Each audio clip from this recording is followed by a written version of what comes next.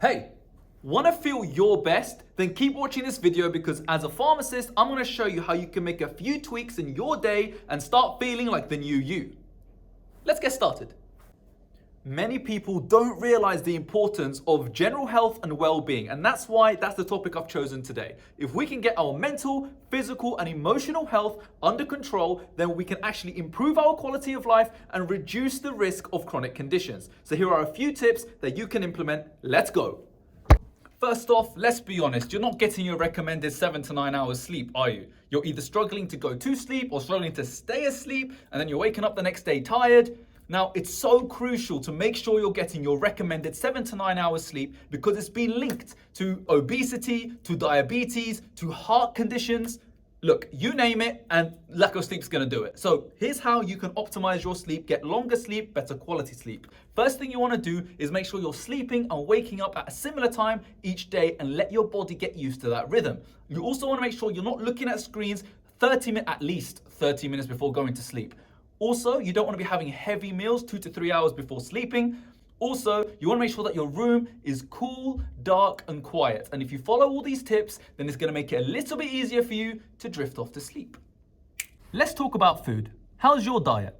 Now, I hate a strict diet as much as the next person, so that's not what I'm here to tell you to do. But what I am saying is if we can eat a healthy, balanced diet and try and maintain a healthy weight, then we can reduce our risk of any chronic conditions. For example, diabetes and heart conditions. So what I'm going to do is I'm going to leave a link in the description below so you can go onto the NHS website where they're going to give you some guidelines on how to eat a healthy balanced diet, outline some nutrient rich foods, and that way you can make better selections for your food choices. Next up, exercise. Okay, I know it's not everyone's favorite topic. However, if you can maintain regular exercise and keeping fit, this is going to have a massive impact on your mental and physical well-being. It's going to improve your heart health, the health of your veins, and lead to a healthier body overall. Now, I'm not saying you need to go run a marathon or do anything crazy like that, but here are a few things that you can implement to get your physical well-being up. First thing you want to do is, if you have any health conditions or any concerns, speak to a doctor or pharmacist or a healthcare professional to make sure that the exercises that you're going to be doing are fit for your health or whatever concern that you've got. Now, one of the things you want to do are strengthening exercises at least 1 to 2 times a week, which are going to increase the strength of the major muscle groups in your body. These are things such as your chest or your back, shoulders, arms, etc. Now, it doesn't necessarily mean that you need to go to the gym and work out. Now, although that is one of the options, I know that might not be accessible to all of you, or that's not where you want to start. So an alternative is something as simple as lifting and carrying a child. Or if you're carrying heavy shopping bags, Tai Chi, martial arts, any of these things can help boost your strength. Now, something else you want to be doing is 150 minutes of moderate activity per week. Not per day, per week, don't worry.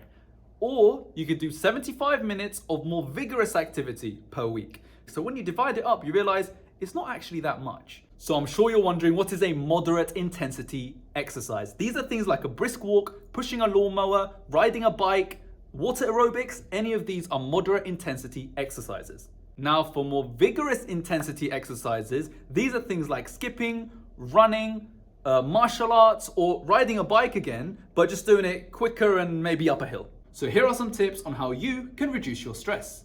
Tip number 1, practicing breathing techniques. By taking slow, deep breaths, you can slow things down and you can calm your body and your mind, and this will help reduce the level of stress and anxiety that you're feeling. Tip number 2, something we've already covered, exercise. By doing exercise, it releases endorphins, which are your body's natural feel-good hormone, which will actually help reduce your stress. Tip number 3, something else we've already covered, prioritizing sleep. If you make sure you're getting the right amount of sleep and you're waking up rested, this is going to be much better for your physical and mental health. Tip number 4 is practicing mindfulness. If you slow things down, you focus on the present moment, do some meditation, this can help reduce your feelings of stress and anxiety.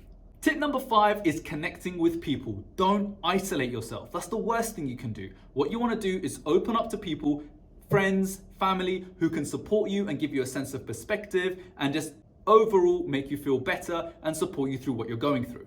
Finally, tip number 6 is planning ahead, planning your days. A lot of the time we get stressed because we haven't planned our days and we realize we've got so many things we need to do with such little time. If you plan your whole day the night before, or if you plan it at the beginning of the day, you'll realize you've got so much more free time, and then you can see exactly what tasks you need to get done, allocate a time for it, and then you can go through your day in a systematic way and not feel overwhelmed. So guys, that wraps up today's video. I hope you've benefited from the tips that I've shared with you. I know sometimes it can be overwhelming trying to implement lots of new things. So maybe just take a few of the points I've shared with you and start to implement those. And when you find that you're being consistent and you've turned it into a habit, then what you can do is slowly build upon that and build the new you. And I'll see you guys in the next video.